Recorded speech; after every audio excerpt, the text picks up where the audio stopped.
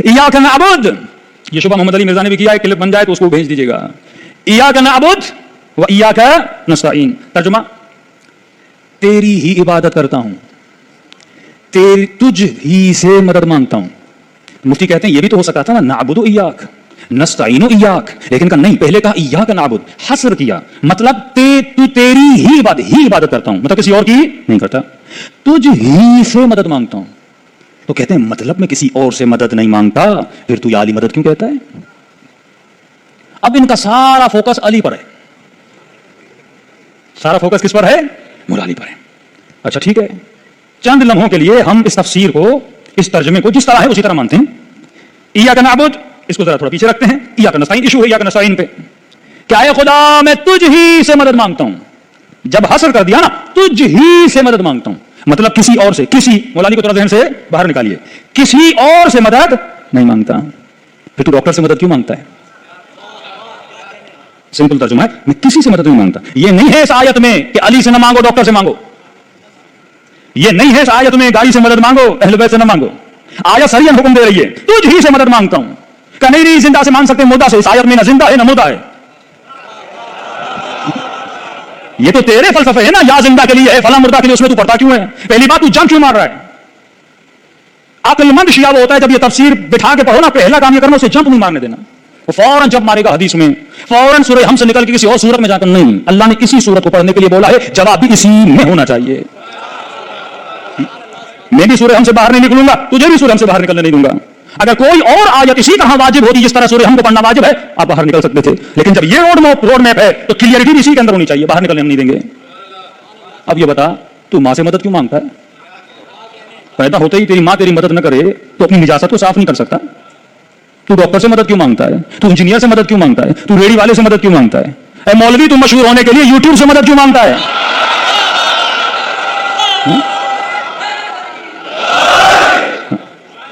तो कोई पूछे मोहम्मद अली मिर्जा से, जब इय्याका नस्तईन में किसी से मदद नहीं मांगता, फिर ये बटन क्या आप दिखाते हो? सामने आपको मतलब कि जवाब दिया था कि गैर अल्लाह से मदद मांगने पर उन्होंने इय्याका नअबुदु व इय्याका नस्तईन से उन्होंने कहा कि बस हमने जाओ, इससे आगे नहीं जाना। इसमें जाओ, अल्लाह ताला ने फरमाया कि हम तेरी बात करते हैं तो इससे मदद मांगते हैं। तो ये तो फिर ये क्या बात? तो इसमें तो ना तो ये लिखा है कि गैर में मांगनी है या फिर वैसे मांगनी है, डॉक्टर से ही मदद मांगते हैं, अम्मी से ही मांगते हैं। तुम आगे नहीं जाएंगे और दे चुका हूं अल्लाह के बंदों, फिर पूछ रहे हैं आप लोग, पूछने वालों को भी करनी चाहिए। जाहिर चीजें वो सारा बताया हुआ है ना, बार बार तो नहीं लकीर पीटे यार, कोई नई बात लेके। वो कहते पूछे तो उनको जवाब है, इसलिए नहीं तो मैं हजारों दफा बता चुका हूँ मेरे भाई, मेरी वीडियो देख ले, सूरह फातिहा की जो कुरान की तफसीर है वो देख ले। वो नई बात तो अली भाई वो पता क्या कहते हैं? वो कहते हैं सूरत फातिहा से आगे नहीं हमने जाना, सूरत फातिहा से ही हमें कहो क्या नाम इसका जवाब दो। हाँ वो इस बात पे हाँ जी, उसमें यह है कि जो कहता है ना सूरह फातिहा से हमने आगे नहीं जाना, तो उससे कहें कि जो सूरह फातिहा को माने और बाकी कुरान को ना माने वो काफिर है। तो हमने तो सूरह फातिहा भी नहीं आपसे सुननी, आप तो वैसे फिर इस कुरान के मुनकिर हो गए। हमने का भी क्लेम किया है कि पूरे का पूरा दीन जो है वो सूरह फातिहा के अंदर है, हमने का भी क्लेम किया। ये तो बड़ी जिद वाली बात है। कल को कोई बंदा कहेगा जी आपने नमाज का तरीका जो है वो कुरान से निकाल के बताना है, ये कौन सी डिमांड है? नॉनसेंस बात है। फिर कल को कोई कहेगा सिरातल लज़ीना अनअमत अलैहिम, रास्ता उन लोगों का जिस पर तेरा नाम हुआ, आपने फातिहा से ही बताना है कौन से लोग हैं। तो फातिहा में तो नहीं लिखा हुआ वो कौन से लोग हैं, वो तो सूरह निसा में जाके लिखा है, मिनन नबिय्यीन व सिद्दीकीन व शुहदाई व सालिहीन। व्हाट नॉनसेंस यार, को पढ़ी लिखी बात करें, किसी को इल्मी बात करें, किधर फजूल कामों में टाइम जाया करवा रहे। तो सूरह अल-माइदा में अल्लाह ने फरमाया वतआवनु अलल बिर्रि वत्तक़वा वला तआवनु अलल इस्मि वल उद्वान, नेकी परहेज़गारी के कामों में एक दूसरे की मदद करो, बुराई में अलग रहो। अब इसको इय्याका नस्तईन से जोड़ लें। वहाँ जो कहा गया कि सिर्फ अल्लाह से मदद मांगते हैं, और यहाँ कहा गया कि आपने नेकी परहेज़गारी के कामों में एक दूसरे की मदद करनी है। इस तरीके से हजरत ईसा अलैहिस्सलाम ने अपने साथियों से कहा कि मन अंसारी इलल्लाह, कौन है जो अल्लाह के दीन के लिए मेरी मदद करे? क़ाल अल हवारियून नहनु अंसारुल्लाह, तो हवारियों ने कहा कि हम अल्लाह के दीन के लिए आपके मददगार हैं। तो ये वो ज़ाहिरी इसबाब है। सूरतुल अनफाल में है कि हमने रसूलुल्लाह के हाथ मजबूत किए हैं अहले ईमान के जरिए, वो आपके मददगार हैं। نبی صلی اللہ علیہ وآلہ وسلم کے مددگار ہیں فرشتے، یہ مشکل کشا نہیں ہے، نہیں آپ کو ظاہری اسباب چلا کہ ابھی کہتے نہیں غزوہ خیبر علی سے اس لیے نبی علیہ السلام نے ان کے ذمہ کام کیا، مولا علی علیہ السلام وہ سب موجود تھے، ورنہ غزوہ بدر اور احد کے اندر تو امیر حمزہ تھے نا، امیر حمزہ نے گولی مارا، پیر حمزہ اللہ کے شیر تھے نا، تو وہ چونکہ دنیا سے جا چکے تھے، تو اگر جا چکے تو ٹھیک ہے، جس طرح یہ کہتے ہیں کہ ہمارے بزرگ جو ہیں وہ مردوں کو زندہ کرتے ہیں، تو نبی علیہ السلام امیر حمزہ کو زندہ کر کے اپنے ساتھ لے جاتے غزوہ خیبر کے موقع پر، کون سی بات کرتے ہیں، ظاہری اسباب اور چیز ہے، آپ میرے سامنے ہیں، میں آپ کو کہتا ہوں پانی پلا دیں، تو یہ تو قرآن میں حکم ہے، اس کو کون سی ولی مدد کہا جاتا ہے؟ جس مدد کی نفی ہے وہ قرآن پھر کھول کے آگے ہے، قرآن میں سورہ فاتحہ میں عقیدوں کی جڑ ہے، اس کی ایکسپلینیشنز آگے چل کے آتی ہیں۔ جس چیز کی نفی ہے وہ یہ ہے کہ آپ نے دعا کرنا، جو چیز سامنے موجود نہیں، اسباب نہیں، اس کو پکارنا، آپ سامنے ہیں مجھے پانی پلائیں، بالکل ٹھیک ہے، لیکن آپ بغداد شریف میں اجمیر شریف میں بیٹھے ہوئے ہیں اور میں یہاں سے آپ کو کہوں مجھے پانی پلا دیں، تو آپ زندہ ہو کے بھی نہیں پلا سکتے، کیونکہ یہ چیز اسباب سے باہر نکل گئی ہے۔ تو دو مختلف چیزوں کو مکس کرنا یہ دھوکہ دینے کے مترادف ہے، اپنے آپ کو خام خواہ کسی نے دینا ہے۔ اور اگر کوئی کہتا ہے جی ہم نے ظاہر میں اور فوت شدگان میں اور زندہ میں فرق نہیں کرنا، تو وہ ہم پھر ان کو کہتے ہیں کہ آپ کہتے ہیں شہید زندہ ہے، تو شہید کی بیوہ پھر بعد میں نکاح کیوں کر لیتی ہے؟ اسلام کے روح سے تو جو بندہ زندہ ہے اس کی بیوی کہیں اور نکاح کر ہی نہیں سکتی، وہ تو حرام ہے۔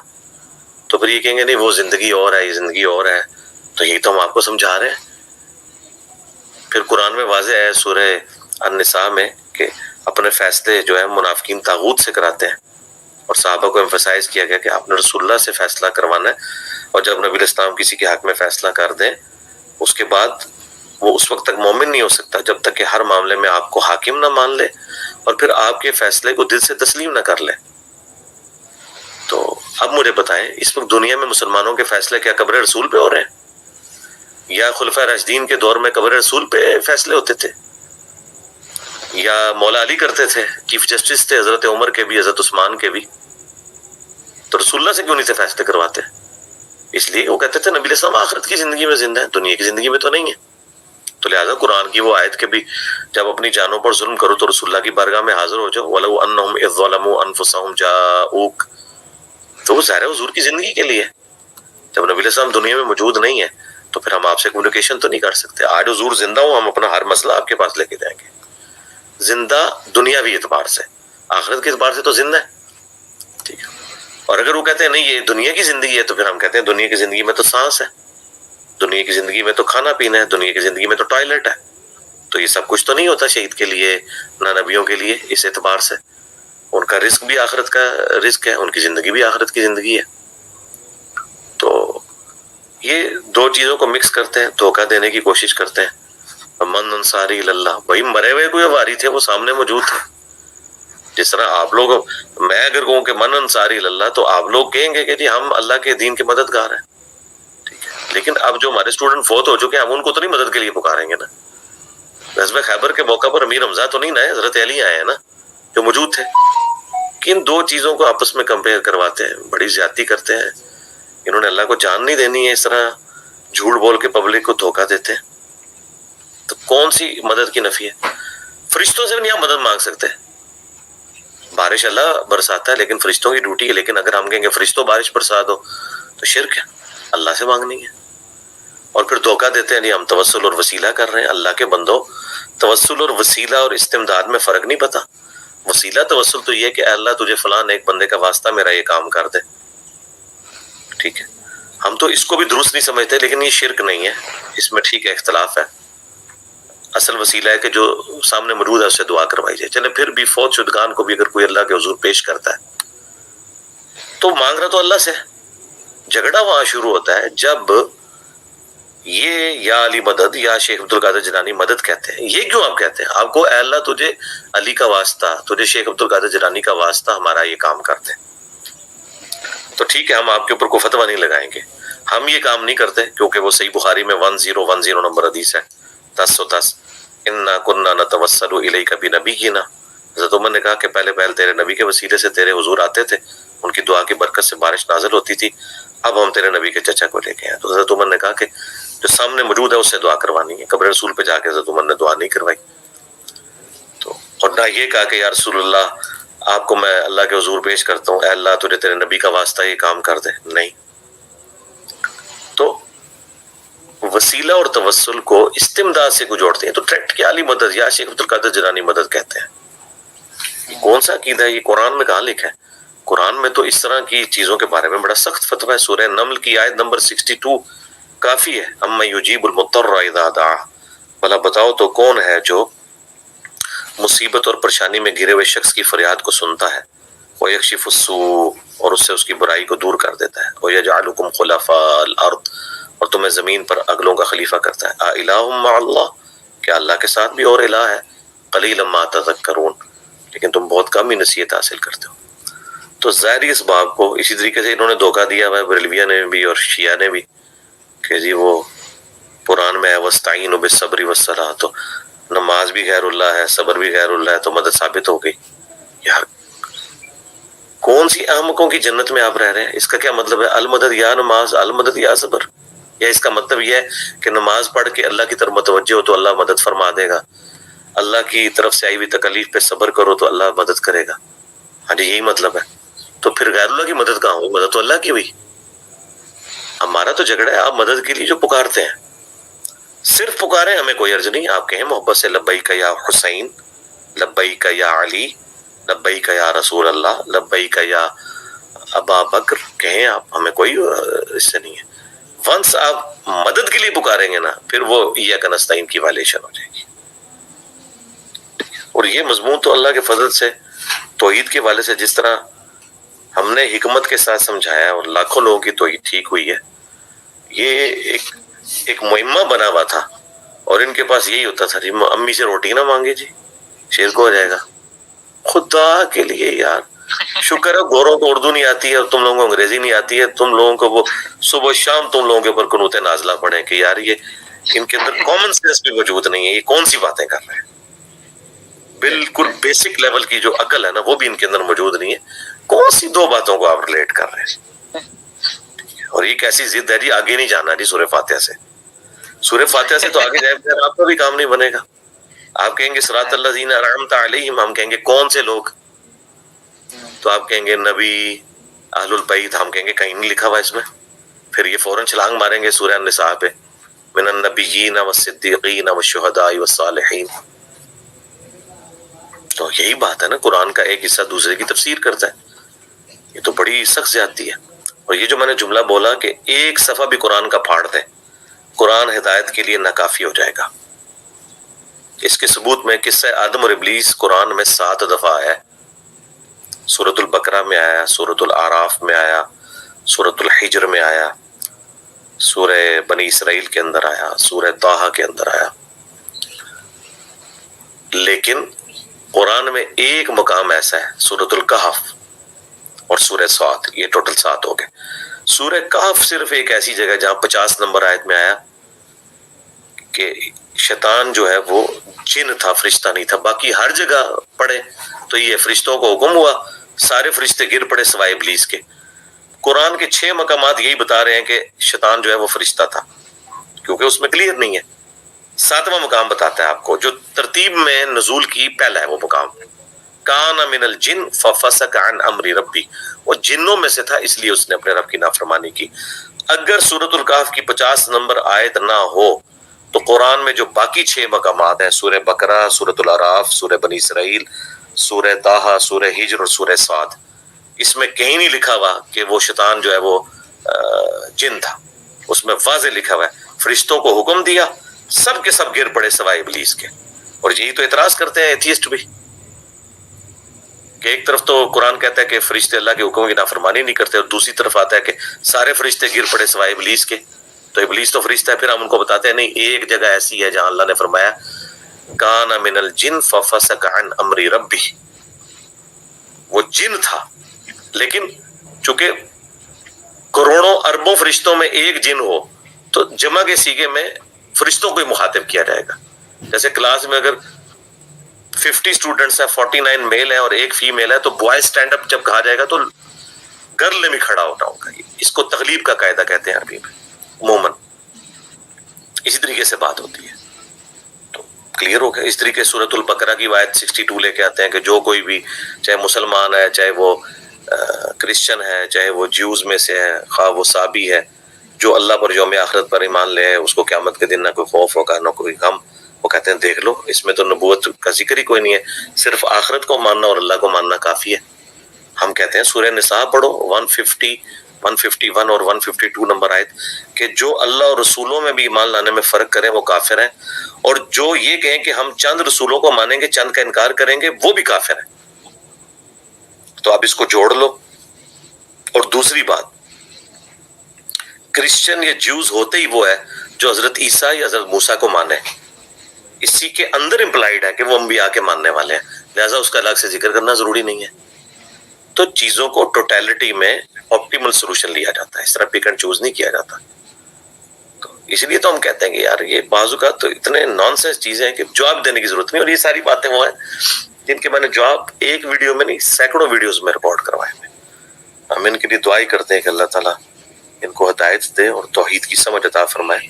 توحید نہیں ہے تو نہ عشق رسول کا کوئی فائدہ ہے، نہ کوئی عشق اہل بیت کا فائدہ ہے، اور نہ کوئی عشق صحابہ کا فائدہ ہے. سب زیرو سے ملٹی پلائی ہیں. اس کی توحید ٹھیک نہیں ہے. یہ کائنات توحید کے لیے بنائی گئی ہے. مولا حسین علیہ السلام نے توحید کے لیے جان دی ہے.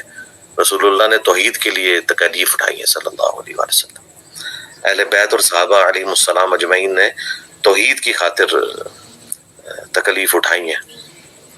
اللہ تعالیٰ نے پیغمبروں کو یا بندوں کو اس لیے نہیں بھیجا کہ لوگ ان کی عبادت کرنا شروع کر دیں. سورہ آل عمران میں اللہ نے واضح فرمایا کبھی ایسا نہیں ہوا ہم کسی کو نبی بنا کے بھیجیں اور وہ لوگوں سے یہ کہے کہ لوگوں اللہ کو چھوڑ کے میری عبادت شروع کر دو، بلکہ وہ کہے گا کونوا ربانیین، تم بھی اللہ والے بن جاؤ. ٹھیک ہے، تو بالکل واضح ہے. سورہ نساء میں اللہ نے فرمایا کہ عیسیٰ ابن مریم کبھی اس بات پہ شرمندگی نہیں محسوس کریں گے کہ انہیں اللہ کا بندہ کہا جائے. اور پھر اللہ نے کہا کہ اگر کوئی فرشتہ، کوئی پیغمبر، کوئی بھی اس بات سے آر محسوس کرے کہ اسے اللہ کا بندہ کہا جائے تو ہم ایسے لوگوں کو قیامت والے دن کھڑا کر لیں گے، چھوڑیں گے نہیں. اس لیول پہ جا کے اللہ نے سمجھایا کسی کی جرت ہے. اور ہمیں انبیاء سے، اہل البیت سے، صحابہ سے محبت ہی صرف اللہ کی وجہ سے ہے. ہمیں کسی کے ساتھ کیا لینا دینا سوائے اس کے کہ اللہ کی محبت. جامع ترمذی میں حدیث ہے اللہ سے محبت کرو کہ اس نے ہی تمہیں سب کچھ دیا، اور مجھ سے اس لیے محبت کرو کہ میں پیغمبر ہوں اس کا، اور میرے اہل بیت سے اس لیے محبت کرو کہ ان کی نسبت میرے سے ہے. ہر چیز ہی گاڈ اورینٹڈ ہے. تو ایاک نعبد و ایاک نستعین جس سے سمجھ نہ آئی وہ سمجھ لے کہ اس کی زندگی بھی برباد، دنیا بھی برباد، آخرت بھی برباد. اللہم لا تجعلنا منہم، اللہم من احییتہ منا فاحیہ علی الاسلام ومن توفیت منا فتوفہ علی الایمان. رضیت باللہ ربا وبالاسلام دینا وبمحمد نبی ورسولا صلی اللہ علیہ وآلہ وسلم.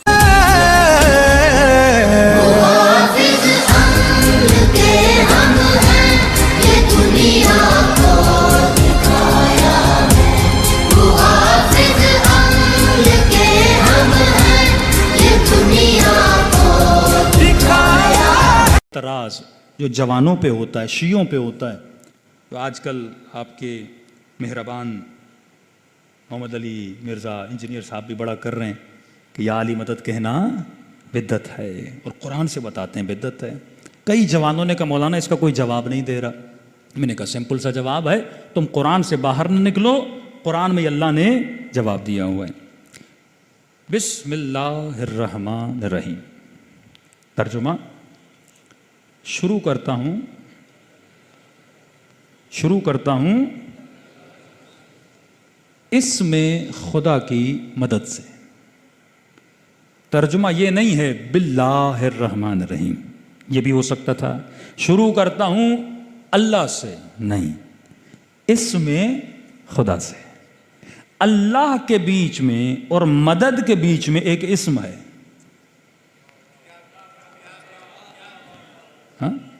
جو یہ کہتے ہیں نا ڈائریکٹ اللہ سے مدد مانگنی چاہیے، آگے خدا خود جواب دے گا. اللہ کے بیچ میں اور مدد کے بیچ میں با مدد کے لیے استعمال ہوتا ہے، با استعانت بولتے ہیں. با اور اللہ کے بیچ میں اسم ہے. شروع کرتا ہوں اس میں خدا کی مدد سے. اور میرے چھٹے امام فرماتے ہیں نحن اسماء اللہ، ہم بھی اسماء خدا ہیں. نسبت کس کی طرف ہے؟ اللہ کی طرف ہے. چلیے کون اللہ؟ مجھے کیا پتا، اللہ تو ہی بتا، میں تو تجھے جانتا ہی نہیں. میں تو پیدا ہوا ایسے سمجھے چوزا انڈے سے نکلا، انڈے سے اس کو کیا پتا مرغی کیا ہوتی ہے. میں بھی دنیا میں آیا، مجھے کیا پتا کون اللہ. کہتے گھبرا نہیں، میں خود بتاتا ہوں. الرحمن الرحیم. میری دو صفات ہیں، ایک صفت ہے کہ میں رحمان ہوں، ایک صفت ہے کہ میں رحیم ہوں. رحمان اور رحیم میں فرق کیا؟ حالانکہ دونوں رحمت سے نکلے ہیں. کہ ایک میں رحمان ہوں مطلب رحیم ہوں مطلب ایک میری رحمت عام ہے، جرنل ہے، سب کے لیے.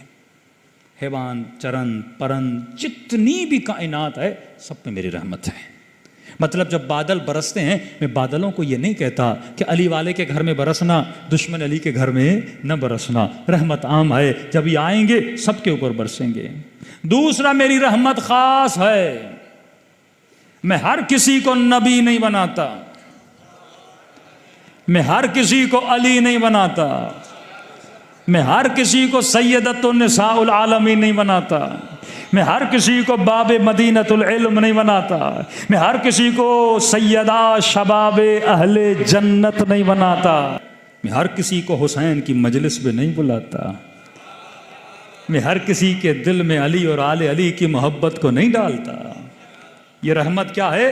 خاص ہے. اچھا خدایا تو عام رحمت بھی کرتا ہے، خاص رحمت بھی کرتا ہے. میں کیا کروں؟ کہ بولو الحمد للہ رب العالمین. شکر ہے خدا کا کیونکہ وہ تیرا رب ہے. شکر کی بھی وجہ ہونی چاہیے. آپ مجھے پانی کا گلاس، میں بھی سورہ ہم سے باہر نہیں نکلوں گا، تجھے بھی سورہ ہم سے باہر نکلنے نہیں دوں گا. اگر کوئی اور آیت اسی طرح واجب ہوتی جس طرح سورہ ہم کو پڑھنا واجب ہے آپ باہر نکل سکتے تھے. لیکن جب یہ روڈ میپ ہے تو کلیئرٹی بھی اسی کے اندر ہونی چاہیے، باہر نکلنے ہم نہیں دیں گے. اب یہ بتا تو ماں سے مدد کیوں مانگتا ہے؟ پیدا ہوتے ہی تیری ماں تیری مدد نہ کرے تو اپنی نجاست کو صاف نہیں کر سکتا.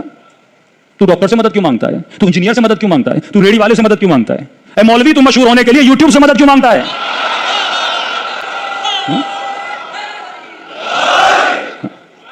تو کوئی پوچھے محمد علی مرزا سے جب یا کا نستعین میں کسی سے مدد نہیں مانگتا، پھر یہ بٹن کیا آپ دکھاتے ہیں؟ سلور ملا، یہ گولڈن ملا. آپ کو مطلب کہ جواب دیا تھا کہ غیر اللہ سے مدد مانگنے پر انہوں نے ایاک نعبد و ایاک نستعین سے انہوں نے کہا کہ بس ہم نے جاؤ، اسے آگے نہیں جانا، اس پہ جاؤ. اللہ تعالیٰ نے فرمایا کہ ہم تیری بات کرتے ہیں تو اسے مدد مانگتے ہیں. تو یہ تو پھر یہ کیا بات؟ تو اس میں تو نہ تو یہ لکھا ہے کہ غیر میں مانگنی ہے یا پھر ویسے مانگنی، ڈاکٹر سے ہی مدد مانگتے ہیں، امی سے ہی مانگتے ہیں. تم آگے نہیں جائیں گے اور دے چکا ہوں اللہ کے بندوں. پھر پوچھ رہے ہیں آپ لوگ، پوچھنے والوں کو بھی کرنی چاہیے. ظاہر چیزیں وہ سارا بتایا ہوا ہے نا، بار بار تو نہیں لکیر پیٹے ہیں آپ کو نئی بات لے کے. وہ کہتے پوچھے تو ان کو جواب ہے نہیں تو میں ہزاروں دفعہ بتا چکا ہوں میرے بھائی. میری چند لمحوں کے لیے ہم اس تفسیر کو، اس ترجمے کو جس طرح ہے اسی طرح مانتے ہیں. ایاک نعبد اس کو ذرا تھوڑا پیچھے رکھتے ہیں. ایاک نستعین ایشو ہے ایاک نستعین پہ. کیا اے خدا میں تجھ ہی سے مدد مانگتا ہوں. جب حصر کر دیا نا تجھ ہی سے مدد مانگتا ہوں مطلب کسی اور سے، کسی، مولا علی کو تھوڑا ذہن سے باہر نکالیے، کسی اور سے مدد نہیں مانگتا. پھر تو ڈاکٹر سے مدد کیوں مانگتا ہے؟ سمپل ترجمہ ہے میں کسی سے مدد نہیں مانگتا. یہ نہیں ہے اس آیت میں کہ علی سے نہ مانگو ڈاکٹر سے مانگو. یہ نہیں ہے اس آیت میں گاڑی سے مدد مانگو اہل بیت سے نہ مانگو. آیت سریعاً حکم دے رہی ہے تجھ ہی سے مدد مانگتا ہوں. کہ نہیں زندہ سے مانگ سکتے مردہ سے. اس آیت میں نہ زندہ ہے نہ مردہ ہے.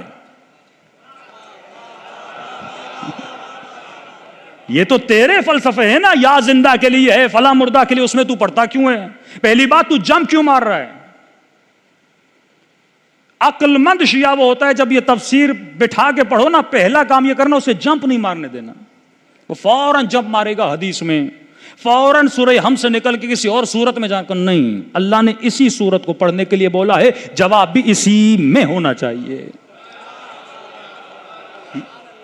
میں بھی سورہ ہم سے باہر نہیں نکلوں گا، تجھے بھی سورہ ہم سے باہر نکلنے نہیں دوں گا. اگر کوئی اور آیت اسی طرح واجب ہوتی جس طرح سورہ ہم کو پڑھنا واجب ہے آپ باہر نکل سکتے تھے. لیکن جب یہ روڈ میپ ہے تو کلیئرٹی بھی اسی کے اندر ہونی چاہیے. باہر نکلنے ہم نہیں دیں گے. اب یہ بتا, تو ماں سے مدد کیوں مانگتا ہے؟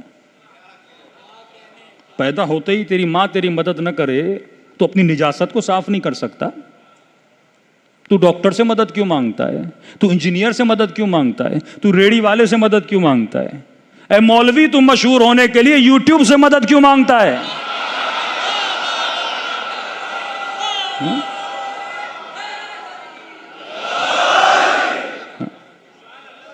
تو کوئی پوچھے محمد علی مرزا سے, جب ایاک نستعین میں کسی سے مدد نہیں مانگتا, پھر یہ بٹن کیا ہے آپ دکھاتے ہو, یہ سلور ملا, یہ گولڈن ملا. آپ کو مشہور کرنے میں اللہ نے مدد کی تھی. انگریزوں کو یوٹیوب نے مدد کی آپ کی, مسیحیوں کے یوٹیوب نے آپ کی مدد کی, سوشل میڈیا نے آپ کی مدد کی. تو آپ ان آلات و اسباب کی مدد نہ لو نا پیغام خدا کو پہنچانے کے لیے. میں نہیں کہہ رہا میں مخالف ہوں, آیت پہ ٹکا ہوا ہوں. پھر ڈاکٹر کے پاس نہ جاؤ, بیمار ہو جاؤ, ایاک نستعین. کھانا چاہیے, ایاک نستعین. پانی چاہیے, ایاک نستعین. کسی کے پاس نہ جاؤ. ترجمہ اگر یہ کرو گے, کیونکہ تجھ ہی سے مدد مانگتا ہوں, تو ہر عقل مند بندے کے ذہن میں سوال ہوگا, اے خدا کس چیز میں؟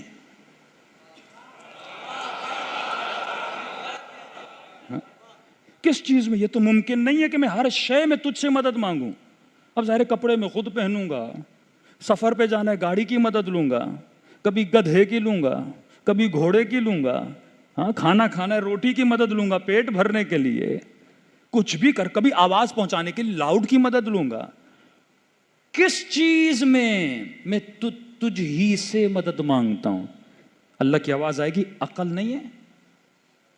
پہلا جملہ نہیں پڑھا تم نے, ایاک نعبد, تیری ہی عبادت کرتا ہوں.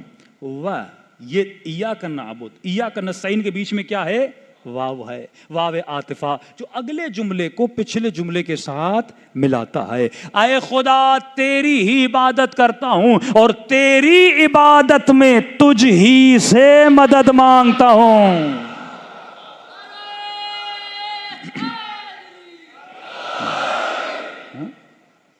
تیری ہی عبادت میں کسی بت سے مدد نہیں مانگتا, کیونکہ اگر بندہ کوئی بنا سکتا ہے تو بنا سکتا ہے. ہاں اللہ نہ چاہے تو ہم اس کے بندے بن سکتے ہیں کیا؟ توحید خالص, اور شیعوں سے بڑی توحید اور گاڑی توحید کسی مکتب کے پاس نہیں ہے.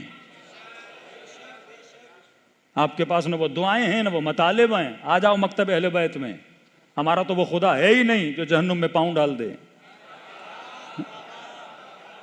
گاڑی توحید یہیں سے ملتی ہے. اے خدا تیری عبادت میں تجھ ہی سے مدد مانگتا ہوں. ٹھیک ہے خدایا, مدد مانگتا ہوں, ٹھیک ہے, تو کس طرح مدد کرے گا یہ بھی تو بتا. اللہ نظر نہیں آ رہا اور بول بھی یہ رہا ہے کہ میری عبادت میں میں ہی مدد کروں گا. اب وہی مدد کرے گا نا, مطلب نقشہ میں تجھے دوں گا, ایڈریس میں تجھے دوں گا. کسی ایرے غیرے سے میری ایڈریس نہ لینا, کسی ان پڑھ سے میری ایڈریس نہ لینا, کسی بت سے میری ایڈریس نہ لینا. ایڈریس میری چاہیے تو میری سورہ حمد میں آ, میں تجھے ایڈریس دوں گا. مجھ ہی سے راستہ مانگنا. اچھا خدا تجھ ہی سے مدد مانگ رہا ہوں تیری عبادت میں, بتا کیا کروں؟ کہا بولو اہدنا الصراط المستقیم. اب میں تجھے روڈ میپ دے رہا ہوں. اہدنا, ہدایت کر, تو ہدایت کر, تو ہی مدد کر رہا ہے نا, تو ہدایت کر. صراط المستقیم, اس راستے پر جو سیدھا ہے. راستہ ایک ہے, 73 نہیں ہیں. راستہ ایک ہے, کلہم نجوم نہیں ہے. راستہ ایک ہی ہے جو ہدایت کا راستہ ہے. اہدنا, ہدایت کر صراط مستقیم پر. اب بندہ کنفیوز ہوتا جائے گا, اے خدا صراط مستقیم یہ ہے کیا؟ صراط مستقیم ذرا ڈیفائن تو کر, صراط مستقیم کیا ہے؟ مجھے کیا پتا صراط مستقیم کیا ہے؟ اللہ کہتا ہے گھبراؤ نہیں, ڈیفینیشن میں خود دوں گا. شروع سے خود بتاتا ہوا آ رہا ہے, کہتا صبر کر, آگے جا, جواب تجھے خود مل جائے گا. اہدنا الصراط المستقیم, ہدایت کی دعا مانگ مجھ سے. کس کے لیے؟ صراط مستقیم پر. اے خدا یہ صراط مستقیم کیا ہے؟ پہچان کیا ہے؟ جانوں کیسے؟ پہچانوں کیسے؟ اگر کوئی کسی کو ایڈریس بھی بتاتا ہے نا کہ تو فلاں کونے پہ چلے جانا، ایک دکان ہوگی، ایک تھمبا لگا ہوگا، ہاں، یا فلاں جگہ پہ فلاں گاڑی کھڑی ہوگی، فلاں رنگ کے کپڑے والا بندہ ہوگا. آپ نشانی دیکھ کر راستے کو پہچان جاتے ہو. روڈ جیسے ہے نا بھئی فلاں بورڈ لگا ہوگا تب جا کے آپ کو پہچان لگتی ہے. تو نشانیاں بتائی جاتی ہے نا، جس طرح انبیاء کی نشانیاں بتاتا ہے، اولیاء کی نشانیاں بتاتا ہے، رسول خدا کی نشانیاں بتاتا ہے. تو اے خدا یہ اس راستے کی نشانیاں کیا ہیں؟ میں اس راستے پہ چلوں تو کیسے چلوں؟ دنیا میں 100 راستے، 100 مولوی، 100 بتانے والے، 100 مفتی، تو بتا میں راستہ کیسے پہچانوں؟ کہ میں تجھے راستے کی نشانی دے رہا ہوں، میں اتنا آسان کر کے بتاؤں گا تو بڑا ایزیلی اس ایڈریس پہ پہنچ جائے گا. صراط الذین، کس کا راستہ؟ کیسا راستہ؟ کیسا دکھتا ہے یہ راستہ؟ کہ دیکھو اہدنا الصراط المستقیم، صراط مستقیم پہ چل. ہے کیا صراط مستقیم؟ پہچان کیا ہے صراط مستقیم کی؟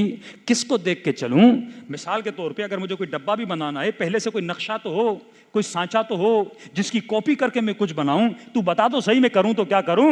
آواز آئی، یہ ان کا راستہ ہے. صراط الذین انعمت علیہم، یہ ان کا راستہ ہے جن پر میں نے اپنی نعمتوں کو نازل کیا ہے. اب یہاں پہ ایک بہت بڑی چھلانگ لگاتا ہے مفتی. آپ نے ٹانگوں کو پکڑ لینا ہے، بھاگنے نہیں دینا. اس نے فوراً جمعے کا خطبہ دے گا، کہے گا صراط مستقیم پہ چلو. کن کا راستہ ہے؟ انعمت علیہم، جن پہ اللہ نے نعمت نازل کی. لوگ پوچھیں گے مفتی صاحب کون ہیں؟ کہ والسابقون السابقون اولئک المقربون، جو سب سے پہلے ایمان لائے. بدر والے، احد والے، میٹھے میٹھے، پیارے پیارے. یہ بولتے ہیں، لٹرلی بولتے ہیں کہ ان کا راستہ ہے. تو کسی کو یہ پتا نہیں خدا جب ساری ایڈریس حمد میں دے رہا ہے تو مجھے کہیں اور کیوں لے جا رہا ہے؟ بتانا بھی تو سورہ حمد میں چاہیے نا کہ کن کا راستہ ہے. اب یہاں پہ شیعہ بولیں گے انعمت علیہم اہل بیت ہیں، وہ بولیں گے وہ ہیں، وہ بولے گا وہ ہے. میں تو باہر نہیں نکل رہا، میں تو سورہ حمد میں ہی اٹکا ہوا ہوں نا. چلو آپ کا ترجمہ تشریح ہم کر دیتے ہیں. انعمت علیہم کن کا راستہ؟ ترجمہ کرتے ہیں نا، سمپل سا ترجمہ. کسی بھی اہل سنت شیعہ کسی بھی قرآن اٹھا لیں، ترجمہ یہی ہے، صراط الذین انعمت علیہم. اور اتنے چالاک ہیں بریکٹ میں لکھ دیتے ہیں، مطلب اللہ کو بتانے نہیں دیتے، خود پہلے بتاتے ہیں ان کا راستہ. بھائی بریکٹ مارنے کی کیا ضرورت ہے؟ ہم خود ہی سمجھیں گے نا. انعمت علیہم، جن پہ اللہ نے اپنی نعمتوں کو نازل کیا. اب مفتی کہتا ہے وہ جو پہلے ایمان لائے اللہ نے نعمت نازل کی، جو پہلے شہید ہوئے اللہ نے نعمت نازل کی.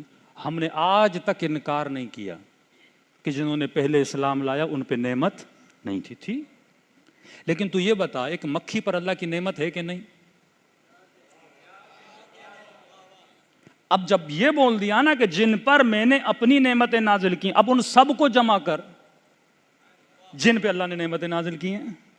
دنیا کا وہ کون سا وجود ہے جس پہ اللہ نے نعمت نازل نہیں کی؟ آپ بتاؤ تو صحیح. ایک کبوتر پہ بھی اللہ کی نعمت ہے، زمین پر بھی اللہ کی نعمت ہے، سارے مسلمانوں پر اللہ کی نعمت ہے. تو کیا میں سب کے راستے پہ چلوں؟ بھائی زرداری پہ اللہ کی نعمت ہے کہ نہیں؟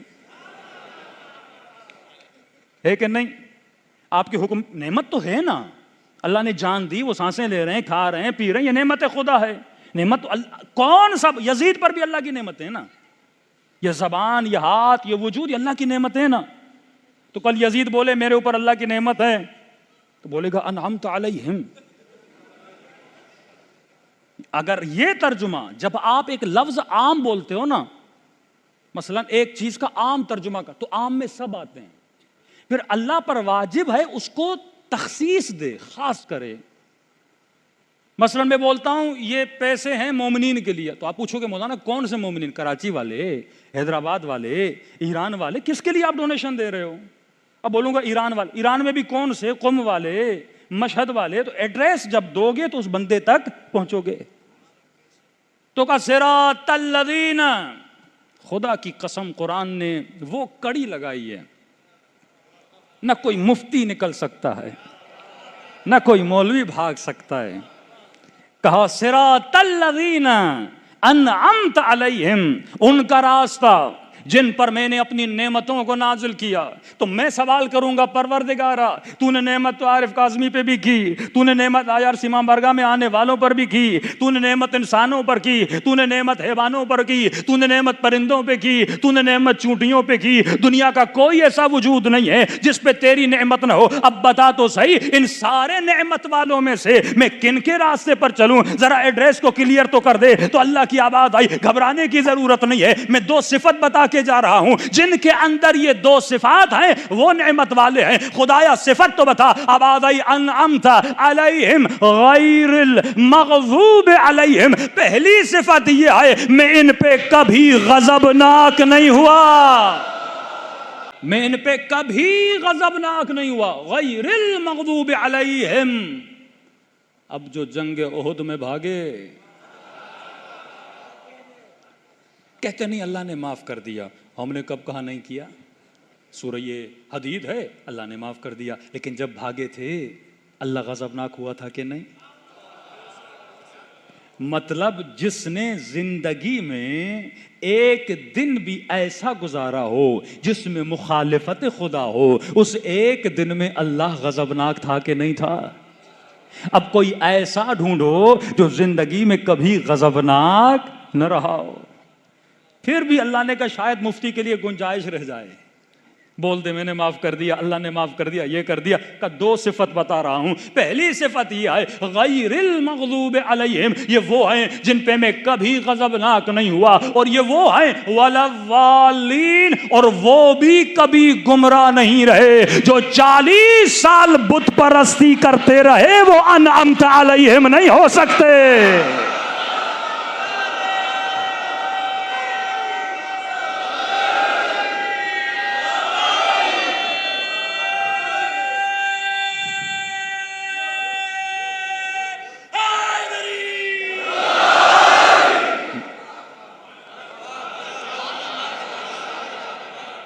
نہ میں نے کوئی شعر پڑھا، نہ شاعری کی، نہ اپنا تخیل بتایا، یہ خدا کا کلام ہے جس کو ڈیلی مسلمان پڑھتا ہے اور راستے ان کے پہ چلتا ہے جو ظالین بھی ہیں، غیر المغضوب بھی ہیں۔ اب کہا کہ اگر کوئی غصے میں آئے تو اس کے غصے کا پتہ کیسے چلتا ہے؟ چہرے سے۔ چہرہ سرخ ہو جائے بندہ غصے میں، چہرہ پیلا ہو جائے بندہ غصے میں۔ اللہ تو جسم نہیں رکھتا، مجھے کیسے پتا چلے وہ کن پہ غضبناک ہوا؟ اے خدا تیرا چہرہ مجھے نظر نہیں آتا، مجھے کیسے پتا چلے؟ آواز آئی فاطمہ تو بضعۃ منی، فاطمہ میرے جگر کا ٹکڑا ہے، جس پہ یہ غضبناک ہو اس پہ میں غضبناک ہوتا ہوں۔